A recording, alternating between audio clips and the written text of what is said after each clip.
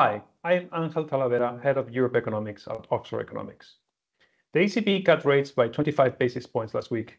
This was the first time the ECB lowered its policy rate in 5 years, but the move came as no surprise given that the central bank had provided plenty of clues ahead of the meeting.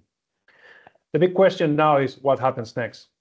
President Lagarde has said that she doesn't think that forward guidance is very useful at the moment, given the high level of uncertainty.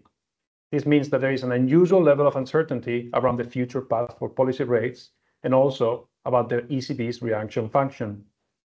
Ultimately, the ECB will continue to be guided much more by what the data dictates than by what their own forecasts say. But even under this premise, there is a lot of data to choose from.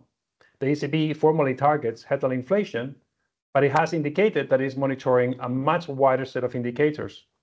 This includes things like core inflation, services inflation, wages, or profits, among others. Based on this data dependence approach, we have a forecast for rates that is more dovish than what the market anticipates. This is because we expect headline inflation to fall below the 2% target next year. If our forecast is correct, and the ECB is true to its word, this should kickstart a series of interest rate cuts in 2025.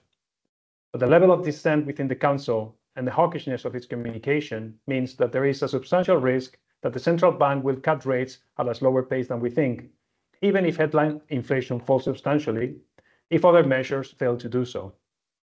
But by focusing too much on lagging indicators such as wages, we think that the ECB is at risk of committing a policy mistake if it misjudges the magnitude of the disinflation process and keeps rates too restrictive for too long a period of time.